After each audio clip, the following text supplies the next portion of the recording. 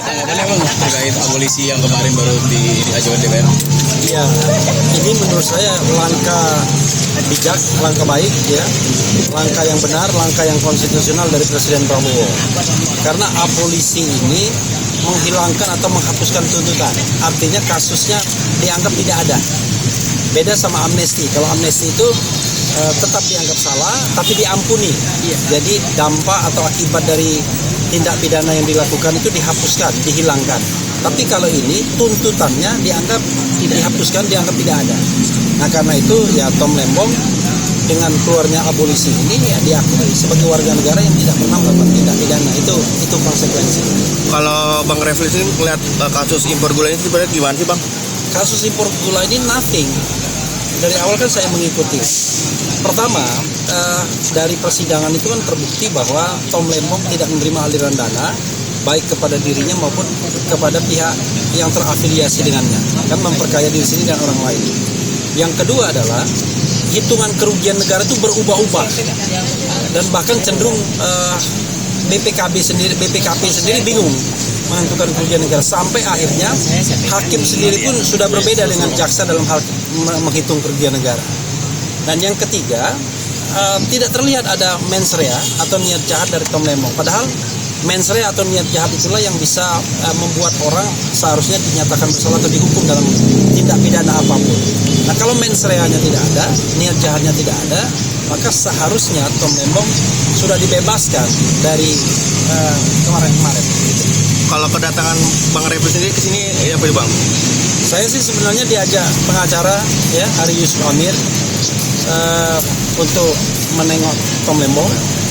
Barangkali dia ingin menyampaikan secara langsung abolisi itu, karena yang saya dengar dari Ari Yusuf Amir, dia ditelepon langsung oleh Sufmi Dasko yang mengatakan bahwa Tom Lembong mendapatkan abolisi dan abolisi itu sudah disetujui oleh DPR, tapi bukan disetujui istilahnya ya, bahwa dalam abolisi itu Presiden memberikan abolisi dengan pertimbangan Dewan Perwakilan Rakyat. Jadi DPR itu memberikan pertimbangan itu apa saja, baik positif maupun negatif, tetapi yang paling penting itu adalah prosedur.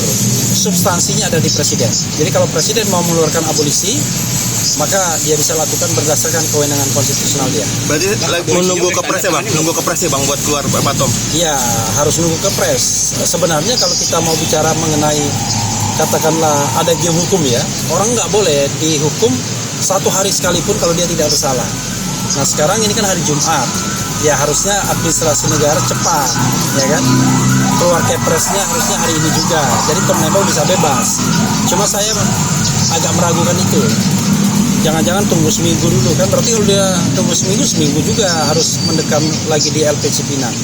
Jadi baiknya barangkali ada kebijakan, walaupun kepresnya belum keluar, tapi Tom Lembong bisa dikeluarkan. Kan pertama kasusnya memang belum inkrah, ya kan? Dan yang kedua adalah dia akan mendapatkan abolisi. Jadi sebenarnya kan tidak ada alasan lagi untuk menahannya gitu. Dari timnya Tom Lembong berarti sudah menyerukan untuk para pendukung untuk datang ke sini atau bagaimana? Nggak tahu saya. Yang jelas saya tok diundang dan saya dapat informasi juga dari ibu-ibu. Relawan ya? Iya. Gitu.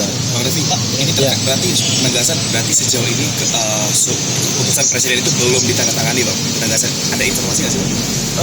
Ini cuma administrasi negara kan, karena prosesnya adalah dia meminta pertimbangan dari DPR. DPR sudah memberikan pertimbangan kemarin, maka sekarang tinggal proses administrasi negaranya mengeluarkan kepres.